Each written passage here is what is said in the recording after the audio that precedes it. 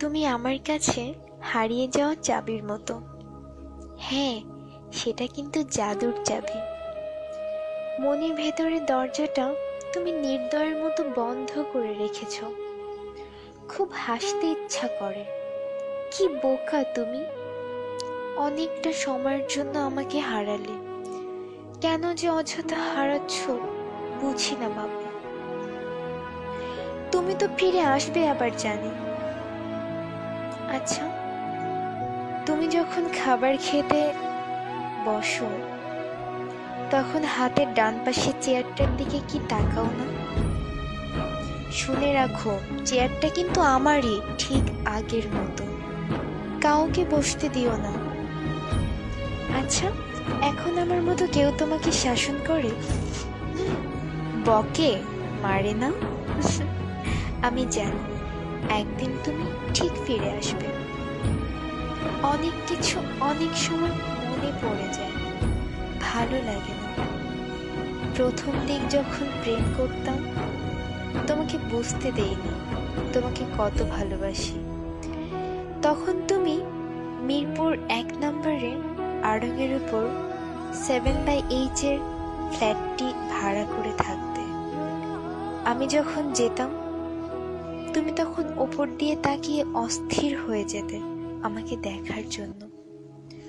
ভেবেছিলাম এই অস্থিরতা হয়তো একদিন থাকবে না, কিন্তু তুমি আমাকে ভুল প্রমাণ করে গেছো।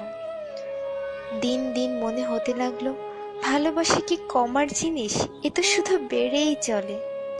প্রতিটা মুহূর্তে তোমাকে কাছ থেকে ভালোবাসার মানে বুঝেছি। তুমি আমাকে বুঝিয়েছো ভালোবাসাটা কি। ছোটবেলা থেকে নোংরা কিছু দেখতেই পারতাম না। তুমি যখন কোনো একটি কারণে খুব বমি করতে, তারপর যখন তোমাকে গোসল করিয়ে দিতাম, মাথায় পানি ঢেলে দিতাম, বিশ্বাস করো আমার অদ্ভুত শান্তি লাগত।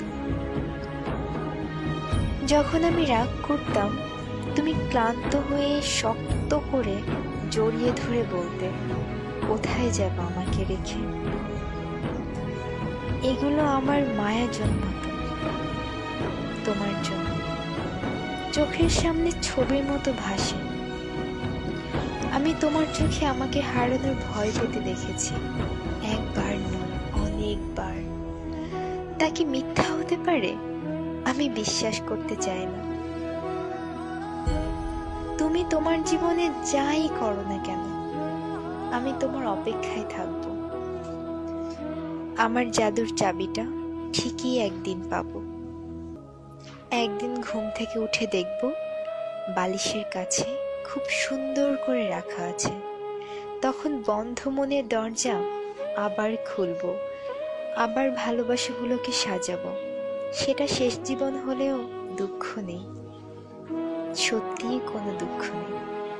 থাকুক না কিছু সময় দুজনের ভালোবাসাটা মলিন হয়ে বন্ধ হয়ে, তবে এতে করে ভালোবাসা কিন্তু একটু কমবে না, বরং বাড়বে।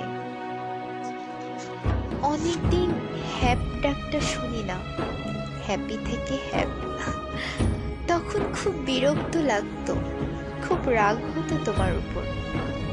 এখন খুব হারায়, কি যেন একটা লাগে, ঠিক বুঝে উঠতে পারি না।